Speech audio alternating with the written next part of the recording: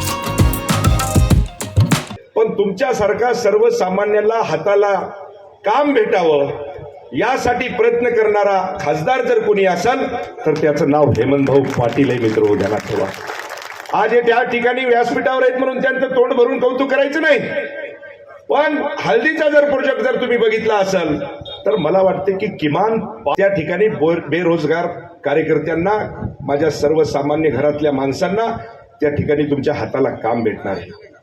आज नासाचा जर प्रकल्प जर तुम्ही बघितला तर मला वाटते की गेल्या अनेक वर्षापासून तुम्हाला पण त्याचा पाठपुरावा करून त्याच्या पाठीमागे लागून या देशाचे पंतप्रधान नरेंद्रभाई मोदी यांच्या पाठीमागे लागून आपल्या हिंगोली जिल्ह्यासाठी नासाचा सर्वात मोठा प्रोजेक्ट तुम्हाला सांगतो की कुणी जर खेचून आणला असेल तर त्याचं नाव हेमंत भाऊ पाटील आहे। मित्र शिवाय राहणार नाही। उपस्थित आहे आपण खासदार साहेबांचं या संदर्भात जेवढं कौतुक करावं तेवढं कमी आहे। मित्रांनो, आपण राजकीय लोक खूप बघितले असतात, आम्ही पण राजकीय आहोत, मात्र बोलतो एक करतो एक, मात्र आपल्याला एक चांगला खासदार ज्याच्या वाणीतून जो शब्द निघतो आणि तो शब्द खरा करायचं मानस ठेवतो असे हेमंत पाटील साहेब यांनी या आज रोजगार मेळाव्याला इथं जी उपस्थित रोजगार ज्यांना घेऊन जायचं आहे त्यांना माझी एक विनंती आहे, आपण एक महाराष्ट्रामध्ये शासन दरबारी हिंगोली जिल्हा म्हणून हा नावयुक्त जिल्हा नोंद झालेली आहे। वेगवेगळ्या प्रकारच्या संधी आपल्याला निर्माण होत आहेत। हे होत असताना मोबाईल सारखं एक जादुई हत्यार तुमच्या हातामध्ये आलेलं आहे, त्यामुळं घड्याळ बाद केलं, समोर आमचे फोटोग्राफर उभे आहेत, त्यांचा कॅमेरा बाद झालेला आहे, कॅलेंडर बाद झालेलं आहे, असा मोबाईल तुमच्या हातामध्ये आलेला आहे आणि या मोबाईलच्या माध्यमातून जगभरामध्ये काय चाललेलं आहे हे आता तरुण मुलांना कळायला लागलेलं आहे।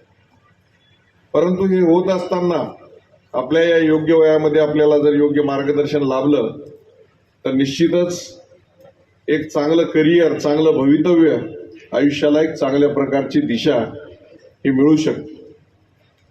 संतोषरावनं उल्लेख केला की आमचा जिल्हा हा केवळ बेरोजगारांचा जिल्हा, लेबर पुरवणारा जिल्हा म्हणून त्याची ख्याती झालेली आहे। लेबर जरी पुरवणारे असलो तरी आमच्या इथले तरुण अतिशय प्रामाणिक, कष्टाळू आणि अतिशय जिद्दी असलेला समोर बसलेला सगळा वर्ग आहे।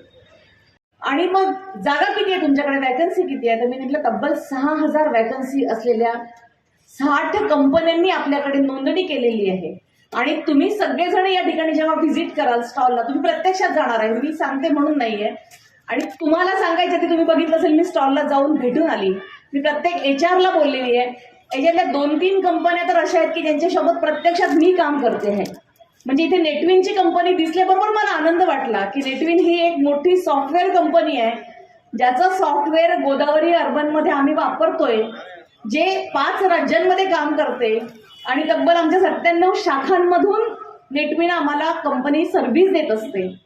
SBIचा स्टॉल लागलेला आहे, ऍक्सिसचा स्टॉल आहे, टाटा मोटर्सचा स्टॉल आहे.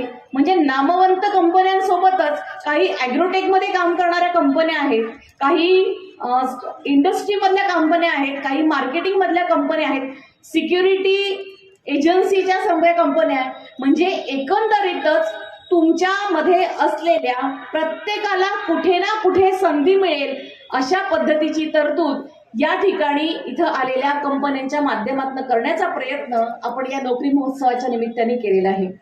माझे उपस्थित सगळ्या तरुण बांधवांना एकच विनंती आहे की या जॉब फेअरच्या माध्यमातून प्रत्येकाला या ठिकाणी संधी मिळाली पाहिजे.